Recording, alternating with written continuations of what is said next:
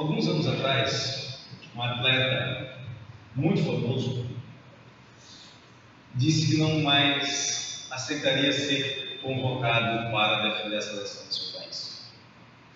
Por um motivo muito simples, ele não acreditava que houvesse um projeto vencedor.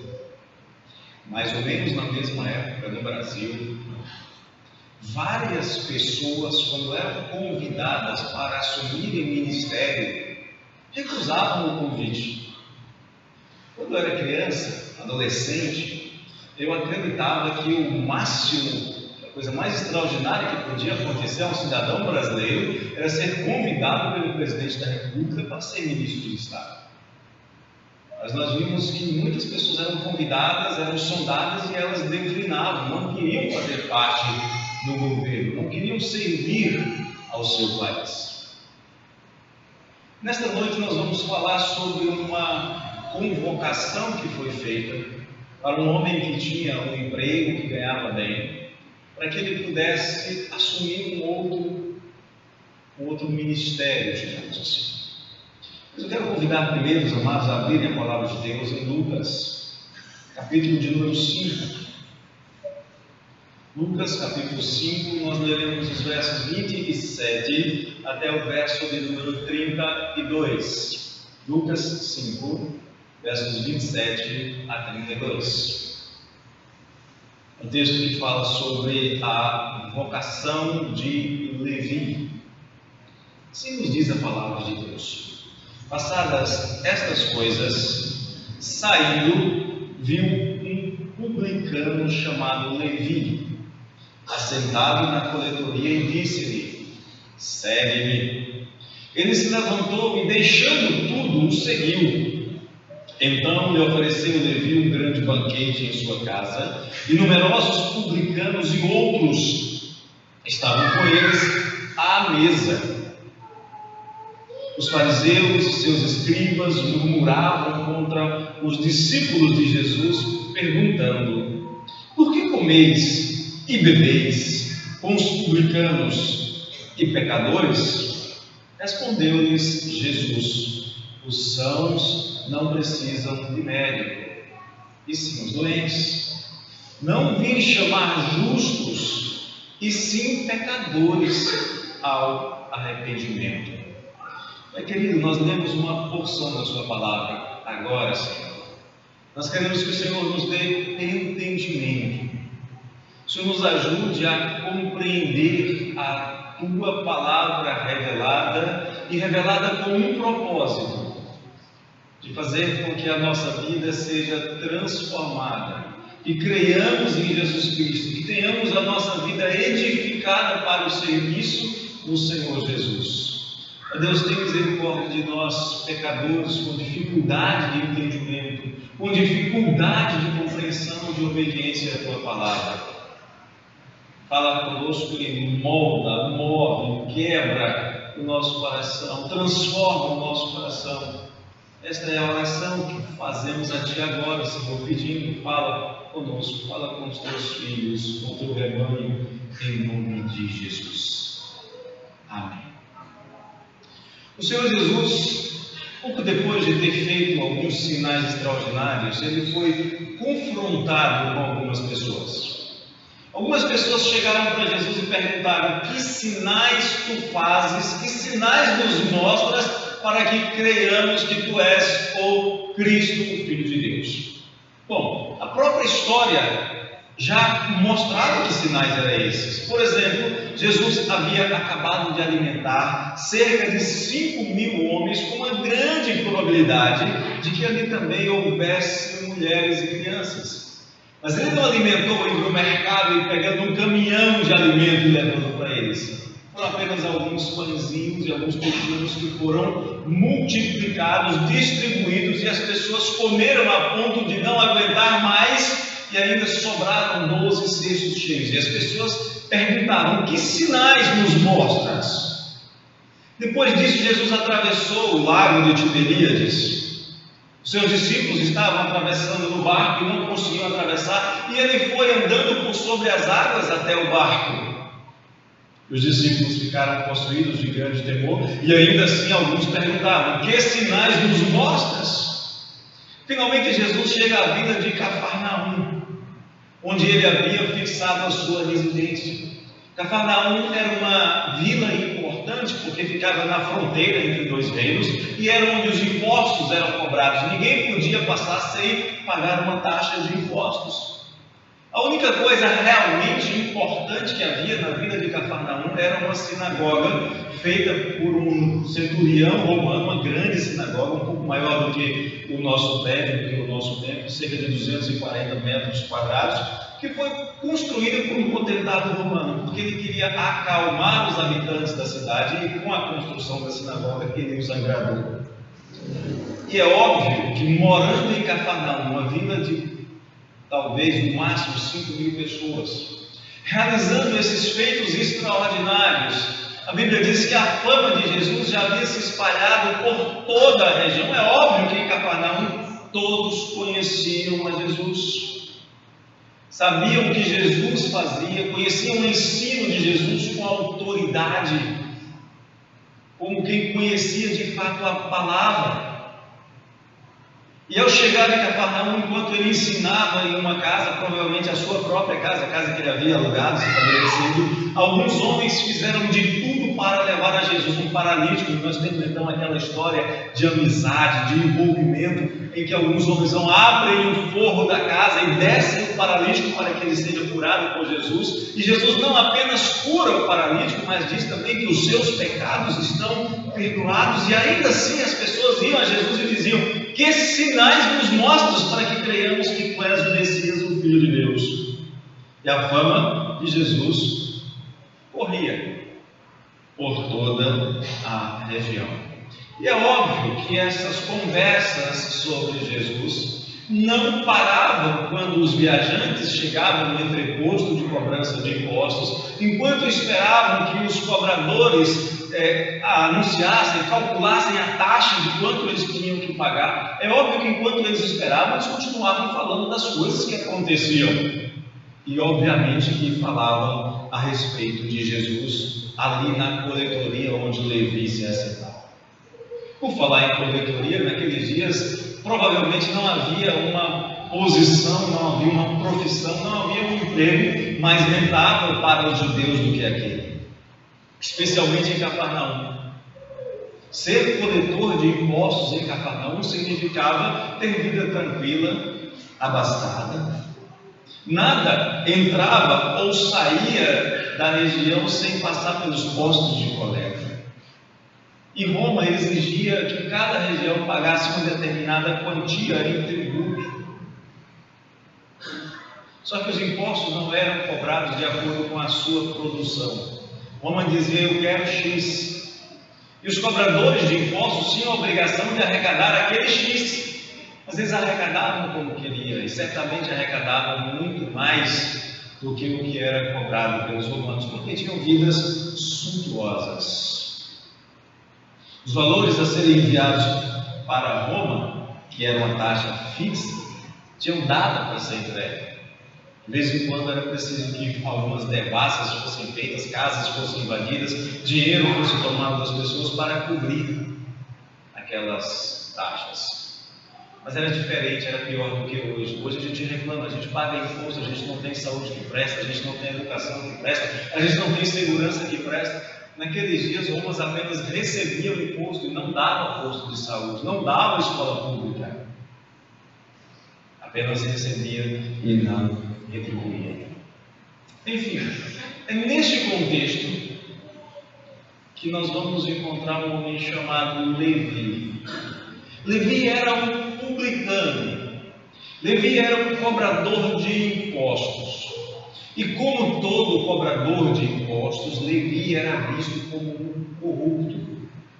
Levi era visto como um ladrão e havia muito acerto no julgamento a respeito desses profissionais. Para piorar um pouco mais a situação, Levi era visto como impuro.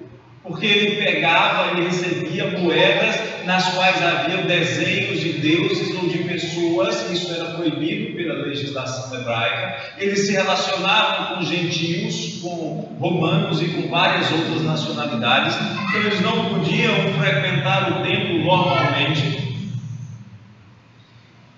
Pior ainda, eles eram considerados traidores do seu povo, porque trabalhavam para o invasor, e traidores do próprio Deus, porque eles acreditavam que Deus era quem havia dado aquela terra para eles. Então, como é que alguém deles podia cobrar impostos deles para dar para um invasor, sendo que a terra lhes havia sido dada por Deus? Ou seja, a fama dos publicanos era a pior possível. Era terrível ser publicano, uma raça considerada indigna e odiosa. A situação de Levi complicava um pouco mais porque ele era também galileu. E os galileus eram vistos como judeus de segunda classe. Agora você imagina então ser um judeu de segunda classe, traidor do seu povo, ladrão. A situação dele era muito desanimadora. Só que a Bíblia já tem nos ensinado, queridos, a nós não sermos muito rápidos em julgar as pessoas, porque a régua com que nós medimos também é a régua com que seremos medidos. A gente poderia rapidamente olhar para Levi e dizer: este aí é indigno de qualquer cuidado, é indigno de qualquer atenção, é indigno de nos relacionarmos com ele. Esse aí, os fariseus olhavam para ele e diziam: esse aí já está condenado, esse aí já é um perdido, esse aí já é um proscrito, esse aí já é um pária. Mas a Bíblia ensina que Deus olha para o interior enquanto nós olhamos para o exterior. Só que quando Deus olhava para o interior de Levi, ele via um pecador, ele via um ladrão, ele via aquilo que ele de fato era. A situação de Levi era realmente terrível. E nesta noite a nossa reflexão é sobre a seguinte questão: qual é o maior sinal que prova que Jesus é o Messias? Especialmente para nós nos dias de hoje. Eu creio que o maior sinal disponível para nós hoje, ele é experimentado e testemunhado pelos verdadeiros crentes que anunciam o que acontece quando há um encontro com aquele que veio buscar e salvar o perdido. Quando aquele que estava morto em seus delitos e pecados encontra o Senhor da vida. Se a vida de alguém que é salvo, que é convertido pelo Senhor, não nos basta como sinais, então nenhum outro sinal nos será dado. Nos dias de Jesus ele fala exatamente isso. Ele disse que uma geração má e adúltera pedia sinais extraordinários, e ele dizia: olha, o único sinal que vai ser dado é o sinal de Jonas, que vive buscando sinais extraordinários e esquece que o maior de todos os sinais já nos foi dado. Vamos agora parar um pouquinho para analisar esta história deste encontro de Jesus com Levi. Jesus é o rei que soberanamente seleciona os seus embaixadores. Quando o presidente da República vai convidar alguém para ser ministro da Justiça, o que nós esperamos? No mínimo, que ele tenha um bacharelado em Direito, de preferência um doutorado, quem sabe que seja um juiz de larga experiência. Estranhamos às vezes quando um médico é chamado para o Ministério da Educação, um professor chamado para o Ministério da Saúde. Estranhamos essas coisas.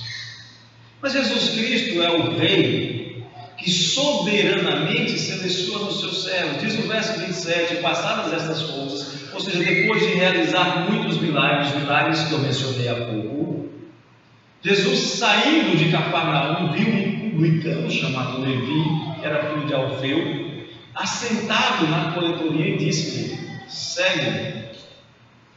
Como já dissemos, Levi fazia parte de uma categoria de homens desprezados, de homens odiados.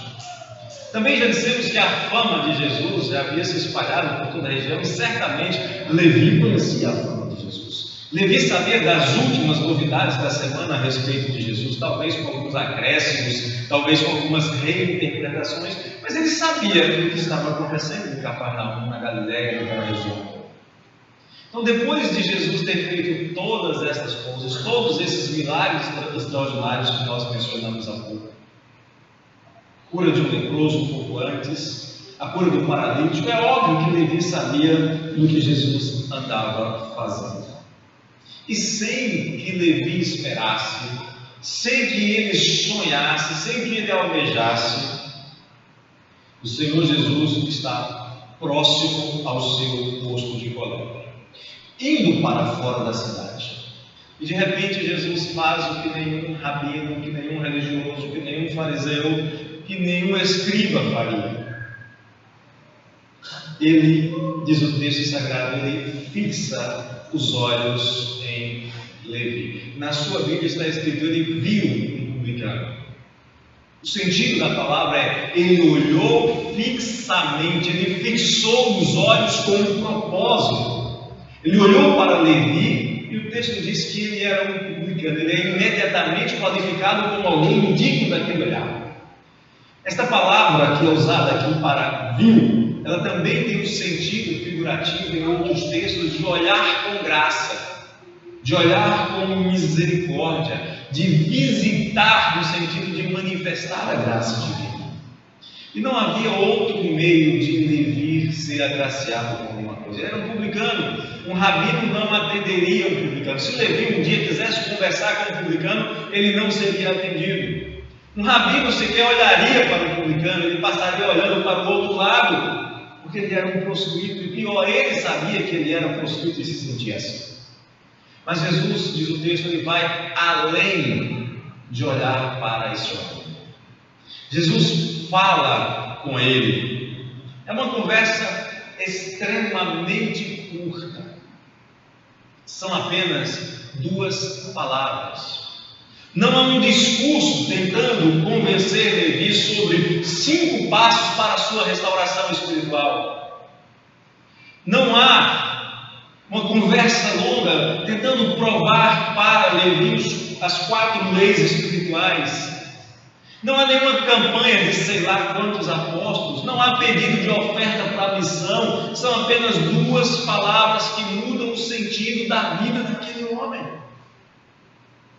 Prestemos atenção numa coisa, diante de Levi está o rei, diante de Levi está o Messias que veio em nome do Senhor, diante de Levi está o filho de Davi, diante dele está o profeta que fala coisas maravilhosas que nenhum doutor da lei, que nenhum fariseu conseguia falar, está aquele que realizava feitos extraordinários das quais ninguém jamais tinha ouvido falar, e Jesus para diante dele. E Jesus olha com graça para ele, e Jesus fala com ele, um miserável pecador, um pária social, um homem morto em seus delitos e pecados, alguém que vivia em companhia de outros mortos em delitos e pecados, para quem a religião dos seus tempos, dos seus dias, da sua nação, não dava a menor esperança. Mas Jesus para e lhe diz: venha após mim. Na sua Bíblia está escrito: segue-me. Acolitei-me, segue. Nos surpreendemos com a graça de Jesus neste texto? Você se surpreende com isso que Jesus está fazendo? Você acha extraordinário Jesus se preocupar com Levi? Você acha estranho o mestre que é santo chamando um pecador inveterado e não convertido para ser seu discípulo? Se a gente ainda se surpreender com essas coisas de Jesus, é porque no fundo, nós ainda temos a mesma mentalidade dos fariseus que murmuraram contra Jesus. Mas nós não devemos nos surpreender com Jesus fazer isso. Não é a única vez que ele faz isso. Jesus fez isso, por exemplo, ao chamar Paulo. Lembra do apóstolo Paulo? Paulo fala de si mesmo. Geralmente quando a gente fala da gente, a gente fala bem, né? E Paulo diz assim: olha, eu era insolente, eu era blasfemo, eu era perseguidor da igreja. Paulo diz que Jesus o procurou quando ele, Paulo, ainda era um inimigo. quando ele ainda perseguia, quando ele agia de maneira ímpia em sua fala e nas suas atitudes. E Jesus também fez isso tempos depois, quando chamou alguns que aqui estão para serem seus seguidores, para serem seus discípulos. Não éramos de maneira alguma melhores do que Levi. Não éramos. Talvez a gente hoje se ache justo, santo e bom. Éramos iguais a Levi. Éramos iguais a Paulo. E Jesus então vai começar uma transformação naquele homem, dizendo simplesmente duas palavras: segue. Por que Jesus chamou aquele homem? Por que Jesus me chamou? Por que Jesus te chamou? Por que Jesus nos chamou? A resposta é simples, a motivação está no grande amor de Deus. E a razão? Não sei, mas o autor da loucura do Evangelho é Deus, e não me importa saber mais do que o resultado. Deus nos chamou para louvor da sua glória, para louvor da sua graça que Ele nos concedeu gratuitamente no amado, em Jesus Cristo. O que Deus queria ao chamar você? Não havia nada de bom em você. O que Ele queria ao me chamar? Não havia nada de bom em mim, mas Ele chamou para louvor da sua glória. Ele chamou para mostrar que nos pequenos e nos inúteis Ele faz grandes coisas. Ele da morte traz vida. A primeira coisa que nós vemos nesse texto é Jesus Cristo, o Rei soberano, chamando os seus embaixadores. Mas há algo mais interessante aqui. O texto nos fala que um súdito rebelde reconhece a voz do seu Senhor. Diz o verso 28 que assim que Levi ouviu o Senhor Jesus falando, segue-me, ele não pergunta por quê, para onde, nem por quanto tempo. É o Senhor quem está chamando. O texto diz simplesmente que ele se levantou e deixando tudo o seguiu. Pouco tempo antes, quando Jesus chama Pedro, Tiago e João, o texto diz que eles deixaram as suas redes e seguiram a Jesus. E agora esse homem também se levanta sem se despedir de ninguém, sem pedir as contas, ele se levanta, deixa a coletoria e vai seguir a Jesus. Perdeu o emprego por causa de Jesus. As pessoas buscam emprego em Jesus, ele perdeu o emprego por causa de Jesus. Devia fazer parte de uma categoria de homens desprezados, odiados pelo seu povo. A fama de Jesus já era conhecida e agora o Senhor vem e diz: vem comigo. Levi sabia muitas coisas sobre Jesus. É óbvio que ele não sabia tudo sobre Jesus. Provavelmente ele já o tinha visto passar. A vida era pequena, todo mundo falava da vida de todo mundo. Mas Levi não se atrevia a falar com Jesus. Não podia, ele era publicano, Jesus era um rabino. E agora Jesus chegava diante dele e dizia: segue-me. Queria que você pensasse na seguinte situação: Levi olhando para Jesus e pensando, todos dizem que eu não tenho valor nenhum para Deus. Imagine se alguém dissesse para você assim: a sua presença não é bem-vinda na igreja, não é bem-vinda pelos membros da igreja, não é bem aceita pela liderança da igreja, sua presença é rejeitada até pelos pastores, pelos presbíteros da igreja. Quando você vem à igreja, o banco ao seu redor fica vazio, ou quando você se senta perto de pessoas, logo alguém arruma desculpa para ir no banheiro, para tomar água e logo você se vê cercado de vácuo. Esse era Levi, queridos. Esse era Levi. E agora Jesus chega diante dele e diz: vem comigo. Acredito que não era uma decisão fácil de ser tomada. Deixar um emprego altamente lucrativo, com segurança profissional, não pagava impostos. Quem sabe ser chefe regional da coletoria um dia, para quê? Só porque aquele rabino revolucionário disse para segui-lo. O problema é que Jesus não era o primeiro que surgia na Palestina com um discurso diferente. Já havia tido outros, e todos eles tiveram um fim trágico. Para aquele que não tem nenhuma experiência pessoal com Deus, a atitude de Levi realmente parece aquilo que um filósofo chamado Søren Kierkegaard disse um dia: a fé é um salto no escuro. problema é que para ele a fé era um salto no escuro, porque ele era um filósofo existencialista, ele não acreditia que tinha um Deus do outro lado para segurá-lo. E na verdade a fé não é um salto no escuro, a fé é uma atitude de obediência ao Senhor. Para Kierkegaard, as atitudes de Abraão, por exemplo, de Pedro, de Paulo, do próprio Levi, eram apenas histórias religiosas, mas que não garantiam absolutamente nada sobre a eternidade.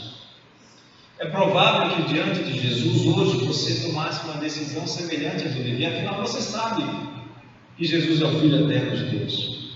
Você sabe que Jesus é o Senhor dos senhores. Você sabe que Jesus é o Rei dos reis. E tudo mais que você já está saturado de saber sobre Jesus. Mas qual seria a sua atitude sem conhecer essas coisas que nós conhecemos hoje a respeito do ministério de Jesus? Você deixaria o seu emprego, seus colegas de trabalho, seus amigos, sua família, sua segurança física, conforto da sua casa, os seus projetos, e faria como Levi, aquele homem que era um publicano, um perdido, um pária? Lucas diz que por causa do chamado de Jesus, literalmente em consequência do chamado de Jesus, Levi abandonou todas as coisas para seguir a Jesus. Daquele dia em diante, Levi não seria mais coletor de impostos, perdeu o emprego. Daquele dia em diante, Levi não seria mais um traidor da sua nação. Naquele dia, Levi deixava de ser um súdito mercenário de César para tornar-se súdito do Rei dos Reis, porque o chamado para ser pescador de homens havia chegado a ele também. Então, a pergunta que eu tenho que me fazer é: você estaria disposto a deixar tudo para se tornar um pescador de homens como Levi fez? Continuamos. Jesus chama, Levi atende. O resultado do seu testemunho, da transformação em sua vida, não depende de Levi, mas do Senhor. Verso 29 em diante diz que então ele ofereceu Levi um grande banquete em sua casa, e numerosos publicanos e outros estavam com ele à mesa. Os fariseus e os seus escribas murmuravam contra os discípulos de Jesus, perguntando: por que comeis e bebeis com os publicanos e pecadores? Respondeu Jesus: os sãos não precisam de médico, e sim os doentes. Não vim chamar justos, e sim pecadores ao arrependimento. A transformação que houve em Levi foi instantânea. Em um momento, Levi falava, pensava e agia como um publicano. No momento seguinte, ele pensa e age como discípulo de Jesus e não faz o menor esforço para esconder isso de ninguém. Levi imediatamente chama Jesus para a sua casa. O que acontece aqui é mais ou menos, se a gente fosse comparar com o que acontece nos nossos dias, seria como se Jesus chegasse a uma cidade e fosse almoçar na casa do líder do PCC ou do CV, da gangue mais perigosa da cidade. Só que Jesus não iria para lá para se misturar com eles no sentido de fazer as coisas que eles faziam. Ele ia e foi muitas vezes para transformar vidas, como fez com Levi. Ao atender o convite de Jesus, que mudaria toda a sua vida, Levi faz a mesma coisa que Pedro fez: leva Jesus para sua casa. No dia que Pedro levou Jesus para sua casa, a sogra dele estava enferma. Faz a mesma coisa que Lídia fez, ouvindo a palavra que Paulo pregava, o Senhor lhe abriu o coração e ela então insistiu com ele para que fosse à sua casa e pregasse aos seus. Faz a mesma coisa que o carcereiro de Filipos fez, depois de ver que Pedro e que Paulo era realmente um enviado do Senhor. Paulo e Silas eram de fato discípulos do Senhor Jesus. Ele os leva para a sua casa, limpa-lhes as feridas e faz com que eles preguem para os da sua casa, para que eles também creiam. Levi faz a mesma coisa, chama Jesus para ir para a sua casa, para o meio da sua família, para apresentá-lo aos seus. E se você não souber fazer a mesma coisa? E se você não souber levar o Evangelho para dentro de sua casa? E se você não souber o que fazer? E se você não souber como dizer, ora, quando Jesus foi para a casa de Levi, houve quem estranhasse. Os comentários maldosos logo começaram a surgir. Jesus não era profeta, coisa nenhuma. Se Jesus fosse profeta, saberia quem é Levi, não iria para a casa dele. E aqui, diferente de Zaqueu, não tem nenhuma dúvida sobre uma talvez honestidade de Levi. Ele era um daqueles publicanos máximos. Os discípulos de Jesus são questionados por causa desta associação inesperada Jesus com Levi. Como é que pode aquele que desafiava os religiosos dizer: vocês não podem me acusar de pecado, agora ele se assentava à mesa com aqueles que eram reconhecida e assumidamente praticantes de pecados? Deixa eu dizer uma coisa para você: quando você tentar mostrar que Jesus realmente mudou o seu viver, ele, Jesus, vai mostrar que mudou o seu viver. Quando os fariseus questionavam o que estava acontecendo na casa de Levi, não foi Levi quem foi justificar a Jesus. Foi Jesus quem tomou a iniciativa de mostrar a sua missão e o resultado da sua missão. Foi Jesus quem disse: olha, eu sou o médico que veio cuidar do doente. Vocês sãos não precisam de mim, mas Levi precisava. É o contrário do que acontece normalmente. Eu não vejo médicos saindo de casa em casa, batendo na porta e perguntando: vem cá, tem alguém doente aí para eu tratar?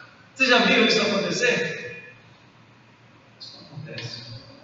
Os médicos ficam confortavelmente sentados nos seus escritórios com o ar-condicionado ligado, com a secretária lá na frente, esperando que os doentes venham a eles. Mas Jesus é o médico que vai aos doentes. É diferente. E quando alguém questiona, ele diz: eu sou o médico que veio cuidar dos doentes, e eu estou cuidando de um doente. Se você não souber como demonstrar a sua nova vida, a sua mudança de vida, fruto do chamado do Senhor Jesus, você só precisa de uma coisa, queridos: viver com Jesus em sua casa, andar com Jesus em sua vida, andar com Ele em seu trabalho. É só o que você precisa fazer. Porque se você estiver andando com Jesus, você saberá o que falar, você saberá o que fazer, porque Ele prometeu ser esse. Mateus 10, 19 e 20, Jesus disse: quando vos entregarem, não cuideis em como ou o que haveis de falar, porque naquela hora vos será concedido o que haveis de dizer, visto que não sois vós os que falais, mas o Espírito de vosso Pai é quem fala em vós. Se você de fato foi visitado pelo Rei e ouviu o chamado do Rei e atendeu o chamado do Rei, então é Ele quem vai dar eficácia ao seu trabalho. Só existe uma coisa impossível para alguém que atendeu ao chamado do Senhor Jesus: não apresentar mudanças em sua vida, continuar do mesmo jeito. Isso é impossível para quem recebeu o chamado do Senhor Jesus. A Escritura afirma claramente que não há impossíveis para Deus em todas as suas promessas. Então isso quer dizer que não há nada que seja impossível para Deus? Isso quer dizer que tudo que Deus prometeu Ele vai fazer, Ele quer fazer e Ele vai cumprir. Deus não vai negar a sua própria natureza, Ele não vai contra a sua palavra. E uma coisa muito, muito, muito importante que Deus diz em sua palavra é que aquele que está em Cristo é nova criatura. Ele diz que as coisas velhas já passaram.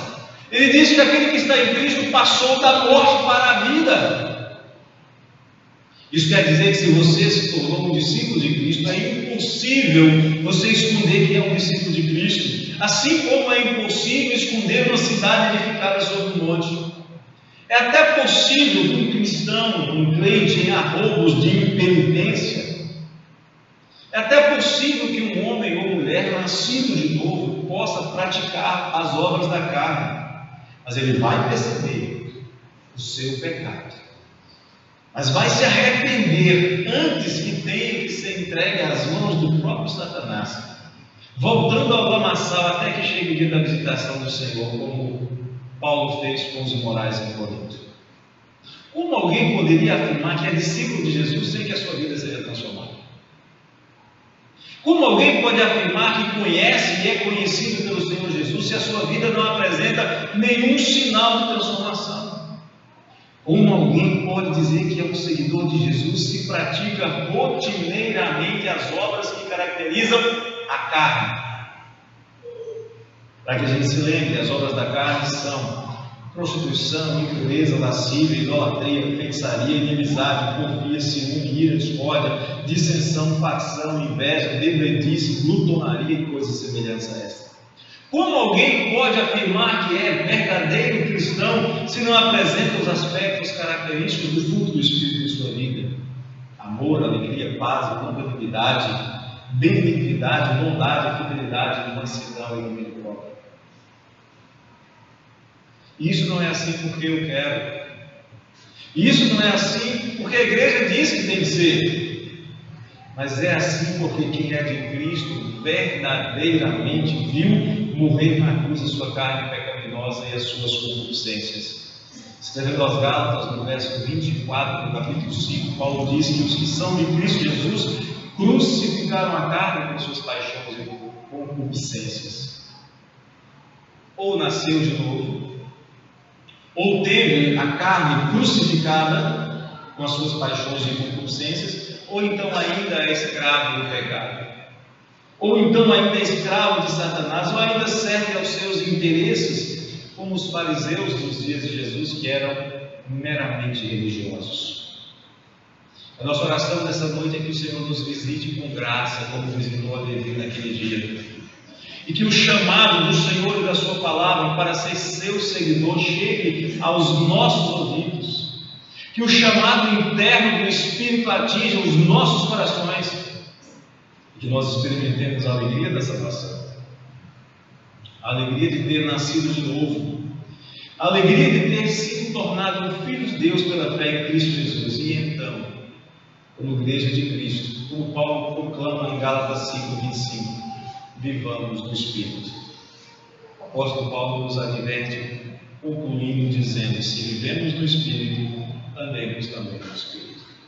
Se somos como Levi, um dia pecadores, ouvindo o chamado do Senhor e atendendo a esse chamado e tomando a decisão de viver para Ele, então vivamos no Espírito, andemos também no Espírito, abandonemos as obras infrutíferas da carne e sirvamos ao Senhor em novidade de vida.